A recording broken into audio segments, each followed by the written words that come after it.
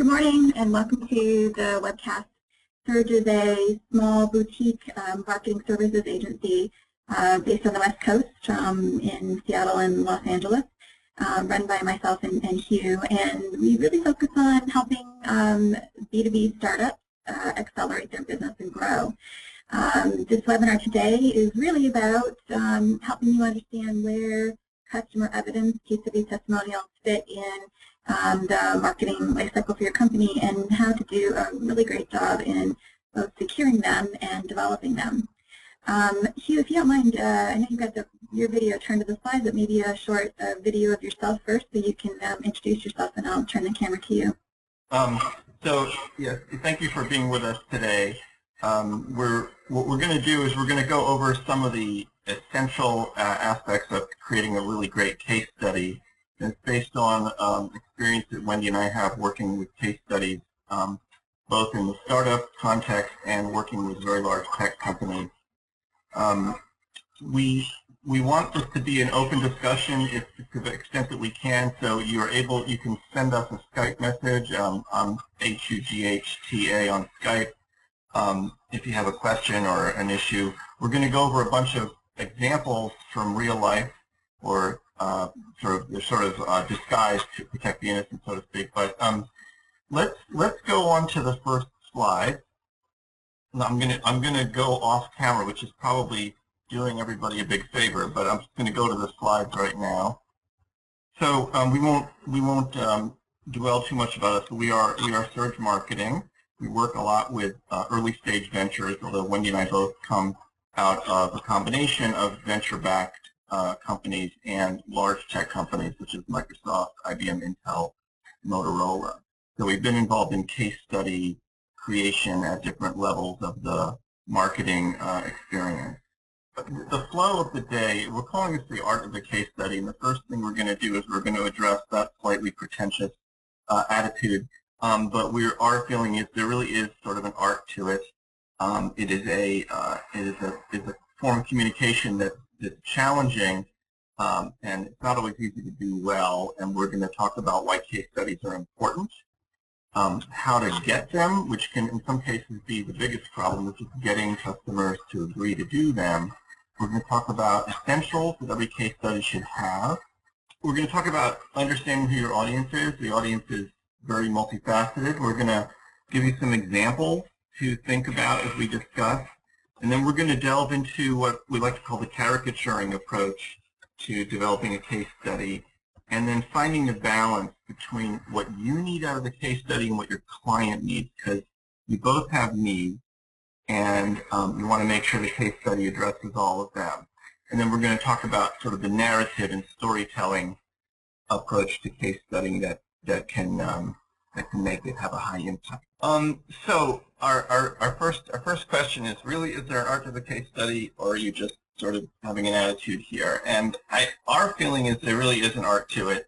Case study is kind of the high wire act of technology marcom. It is a very important tool in the sales process because they establish confidence and credibility. So there's a lot riding on a case study, and they are really essential because they provide you with credibility with the client, who sees that his or her peers, industry peers, are using your services and products. So given that importance, unfortunately, case studies can be prone to sort of a formulaic or generic execution, or maybe not the greatest writing quality. There's a lot of issues that can come up with the case study. And sometimes what we're going to delve into is sometimes the problems of the case study are not so much in the way they're written, it's about the way they're planned and the way they're thought through at the beginning. So there is an art to getting it right, and there's a lot of challenges to come up with understanding the audience, who your customer is, who the client you're referencing is, and also how to communicate in the right voice. Anyway, just to go back on this a little bit, so case studies are really critical in the sales process because they help give your prospects confidence that you know what you're doing. They can showcase industry-specific experience. They can show problem solving that's relevant to what's going on in their business.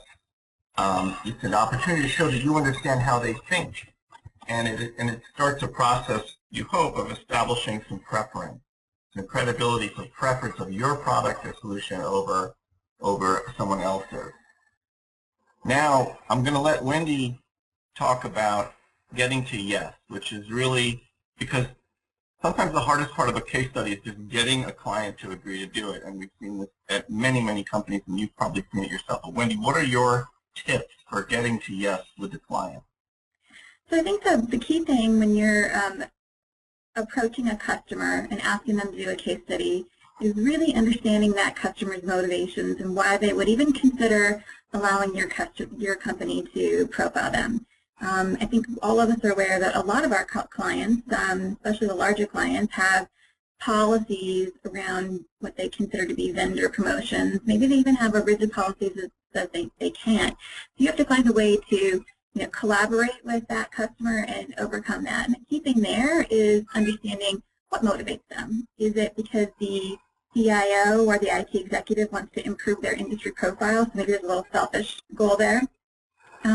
Maybe their goal is to celebrate, improving the employee morale by celebrating a success that they've had. And the last, thing that they may be motivated by, which is again something you can really leverage, is their desire to make their project sticky. And what I mean by that is show off success internally that continues to build internal commitment to the project because it's a very visibly published thing. So lots of different reasons. Make sure you try to suss out from your customer just why, and then when you build your argument to convince them to do the case study, you can really help them, help build a story for them that makes sense based on their motivations. The other thing you can do is make sure that you come in as a credible expert on doing case studies and on bringing a case study to life in the marketplace. Don't overpromise about the press that you're going to get. Be really clear about how the case study will be used, and have a very clear plan of how you'll use it that sets boundaries for them that they're very comfortable with. And then finally, build trust. Ensure it's a win-win. Respect their boundaries in terms of what evidence they're willing to share and how they're willing to talk about you and your product. Be very respectful of that, and don't push those boundaries either in the interview process or in the actual documentation of the case study and the promotion of it. All of those things will turn this into a very good collaborative experience with the customer. Okay, that's great. So let's talk about the essential. Every case study there's a certain essential element to every case study. You have to flatter the customer. You have to make them look good without being too ridiculous about it. And then there's a certain formula to the case study that you have to follow, that almost all case studies follow, which is you have to demonstrate you solve a meaningful business challenge. We're going to get more into that in a minute, but you have to show that you've solved a problem for them, and preferably a business problem. Maybe it's a technical issue, but it usually should be put in a business context. You have to show that you're a worthwhile return on investment. You may not be able to show this in real dollars and cents, but you have to show that it was a sensible business investment. And you have to show that you truly understand what's going on in your client's business. And of course, you have to serve your own goals. You have your own, you're doing this to make your client look good. You're doing this to make yourself look good. So you have to balance all these things. Who is your audience? Okay, this is an issue we deal with in marketing communications on a lot of levels with tech companies, but it's really important in case studies to think about the buyer personas that you're dealing with. It might be different from what you think. Like you might be, presenting to a, IT manager or something, but there's usually a group of people or a committee that's involved in making a technology purchase decision, especially in an enterprise context. So your case study has to speak to different people who have different states of mind about what they're doing in the business and what their preferences are for technology. So some of the personas you run into are business decision maker or BDM, technology decision maker, TDM, IT manager, and then all kinds of specialists, network operations people, security, developers, architects, you name it, compliance people. Depending on what your product or service is, you have to sort of think through what the reactions of these different audience personas might be, and then you have to try and balance the case study outcome to that. So let's give a couple of examples. We're going to sort of plant these in your head. So imagine one of them is a copper wire manufacturer that makes an enormous amount of copper wire, and they have a quality target of 0 defects. And they're looking for a process monitoring solution. So that's one case study example that we're going to talk about. We can also think about a healthcare provider that wants to reinvent primary care with a new payment model. And they're looking for an infrastructure provider that's HIPAA compliant. Or a corporate travel agency that's trying to keep up with changes in the business that needs a flexible back-end system platform. So these are the kind of clients that you might be profiling in a case study. So what we like to do is, and this is, I know the slides are a little bit silly, but we're trying to prove a point here, which is that there in the art form of caricature, if you look at what a caricaturist does, is they find some element of the person they're caricaturing. In the case of Bill Clinton, it's his red nose and his big chin, and that white hair with Ross Perot, it's his big ears, and I hope, I don't mean to offend anybody, these are just kind of funny caricatures. But you have to sort of do the same thing with a client with a case study. You have to find that thing about them that's interesting and then bring it to the forefront. Every business that could be a subject of a case study has something interesting going on with it. And if it doesn't, you have to find that thing. So for example, with this copper wire manufacturing example, what was fascinating about this company was that they produced an absolutely enormous amount of wire, millions and millions of miles of it every year, and they had this policy of absolute 0 defect, which I found interesting, that they had a simple policy. They can simply never, ever make a mistake. So that was sort of the thing we tried to caricature in the case study. What is it about that culture of that company that would make them work that way, and then what kind of process monitoring solution would they need in order to ensure 0 defect? And one of the aspects of that is what's the difference between success and failure for a business? So in the example of the HIPAA compliance, so let's say you have a healthcare business, especially a smaller healthcare business. If you have a HIPAA incident, it could be a serious problem for the business. It's one thing if like some gigantic insurance company has a HIPAA problem, a health patient privacy breach. A small company could put them out of business. So in the caricature approach, we're going to draw that out. In the HIPAA case, it would be like the risk of a problem. And then it becomes how do they solve for that risk? And then you can bring your solution to the forefront. We're going to solve this business problem. And so the issue of the caricature approach is it gets into storytelling. And this is my I used to work in TV before I worked in the technology industry. And when you think about what makes like a good TV show, it's high stakes. You have to have high stakes. Like if I say, here's an idea for a TV show. A guy gets into his car and drives to the office. He works all day, he eats lunch, he drives home. That's not a very good TV show, right? Wendy, is that an exciting TV show? Would you watch that? About a guy who just like goes to work and comes home? Didn't they make it called The Office? Right, yeah, exactly. See, well, even though, there you go, you're proving my point. What is it about The Office? So The Office, all kinds of fun, crazy stuff happens at The Office. You have to have, so, you know, a good TV show might be like, you know, you go to work and, you know, the office isn't there, the building got torn down and someone's chasing you around and trying to kill you. That's a more interesting TV show. So you have to, you know, make the story compelling and not just kind of run of the mill. And a lot of case studies that you read are kind of like that, you know, like, yes, this company needed a new server, they shopped around and they bought our server. You know, that's kind of like the TV show where nothing happens. So you want to have some excitement going on. In fact, one of our clients says to them a good case study should read like those articles in the center column of the Wall Street Journal. It should be fun to read. It should have sort of a feeling like, oh, I'm learning something about a cool company. And this is what we call, this gets us to the magic balance. So between you and your client, there's a magic balance between your special sauce and strategy and your client's strategy and how you came together. Like, what's this sort of fusion of your special product and service and the client's special need?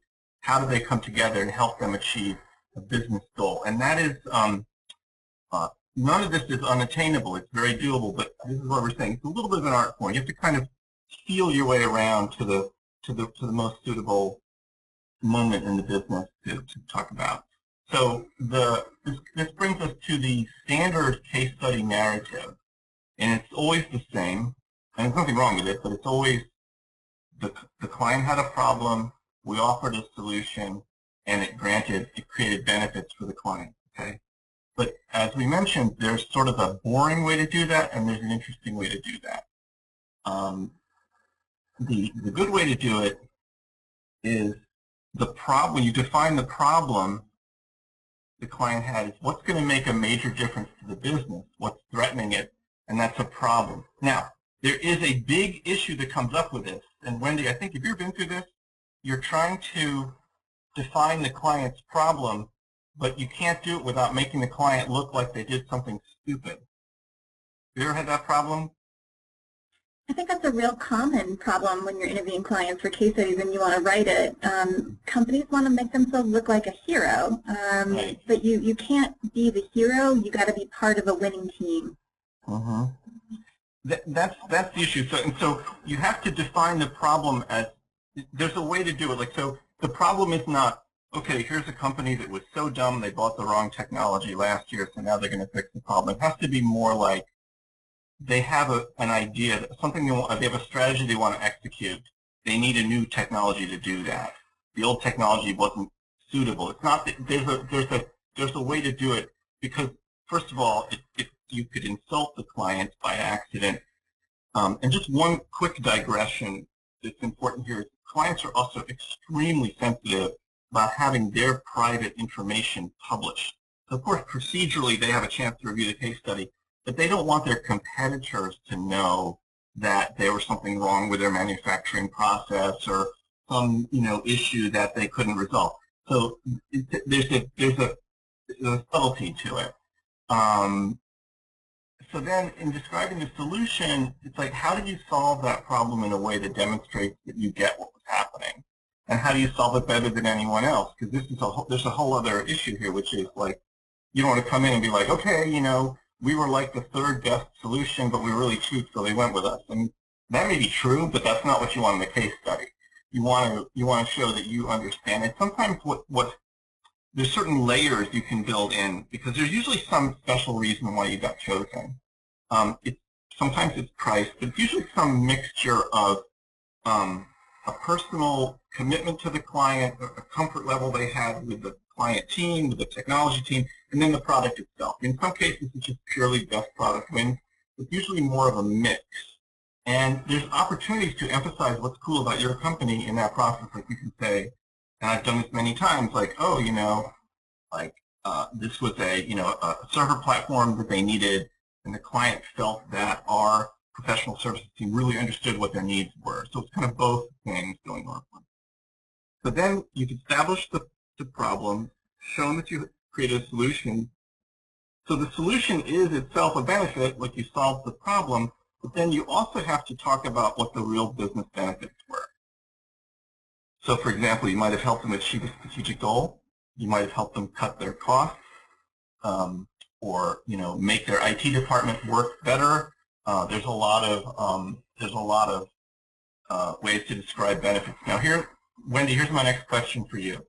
Have you ever put a case study together, and when first time it comes out of the printer, you read it and you think, this case study suggests that you can fire IT people once you're finished with a solution, like the solution helps them cut staff, and that's not something that you want to emphasize.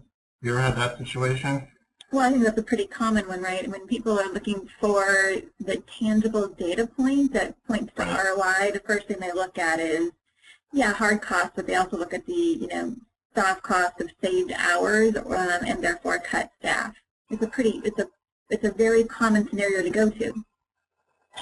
So, but it also can be a challenging one. So it's like, yes, I mean, I think it's one of these things where people understand that's what you're talking about, but sometimes you don't want to, if the buyer is reading it thinking, well, if I buy this product, I'm going to get laid off, then that's a problem. Now, if you're talking to, obviously, a management level person, they may understand that, but you don't have any control over who reads these things.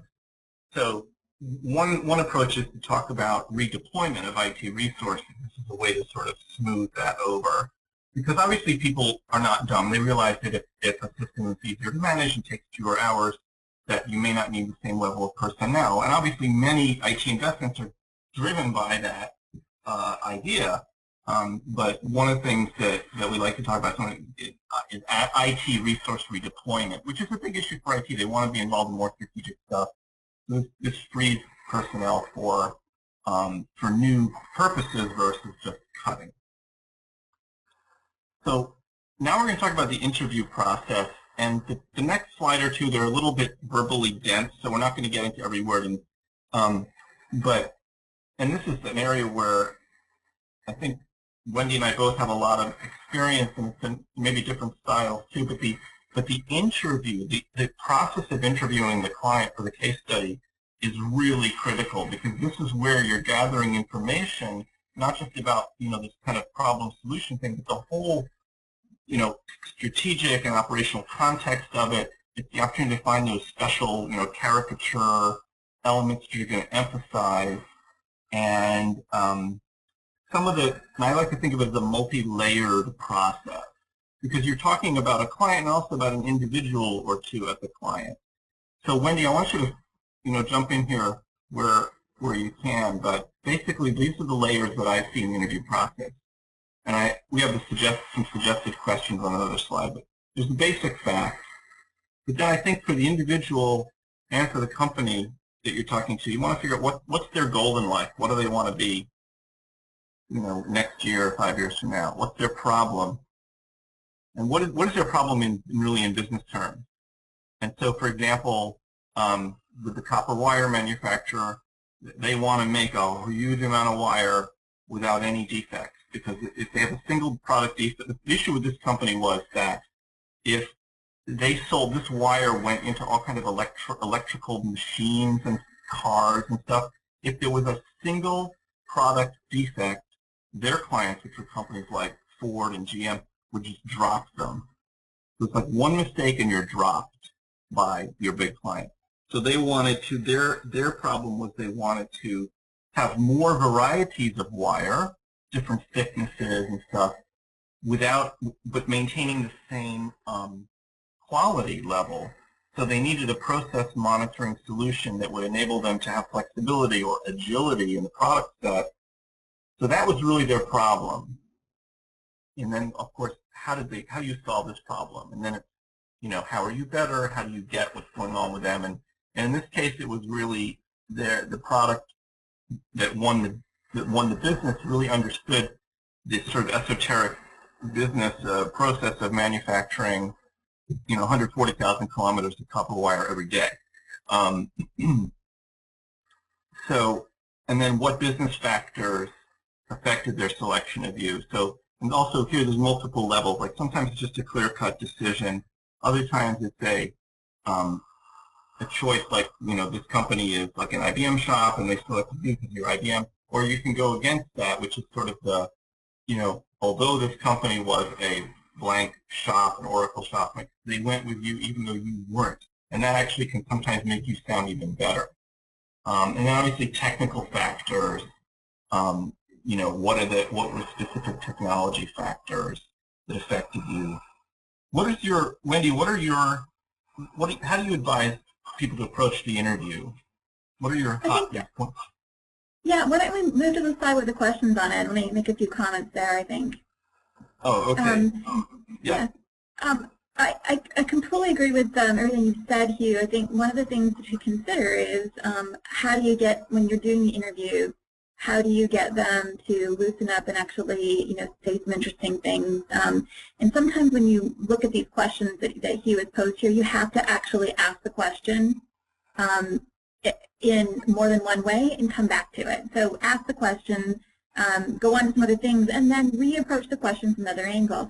It's particularly true, I think, if you're actually video recording the interview as well, because you'll get some interesting and amazing quotes if you approach it from several ways and you get them to loosen up. And so I think the key thing, about that interview process is, yes, ask those 7 layers of questions, but most importantly, really build a rapport with the person you're interviewing, so that they, again, begin to trust you and then have that conversation in a way that really loosens them up and, brings things back around.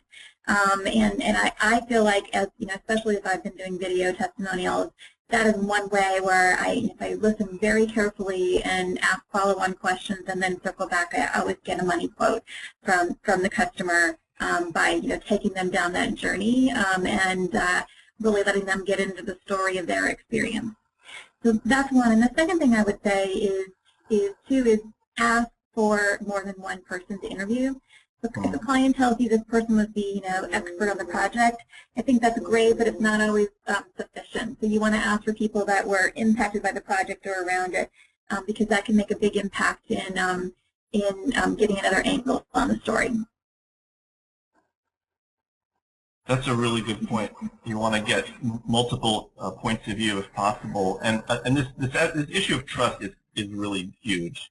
It's a trust. They need to trust you, and there's another tangent on this which is important. Is that sometimes the person who asks for the case study is the account representative, and in my experience, many times account representatives are anxious about asking the client for a case study because they consider it a huge favor. So in some cases, the first trust challenge you have to get over is your own internal team. So, go ahead, ask the client. It's going to be okay. They're going to like it. It's a little favor, but they're going to make them look good, and they're going to enjoy the process. So you have to establish trust to make that happen. Now I want to just go a slight pivot. The problem solution benefit paradigm.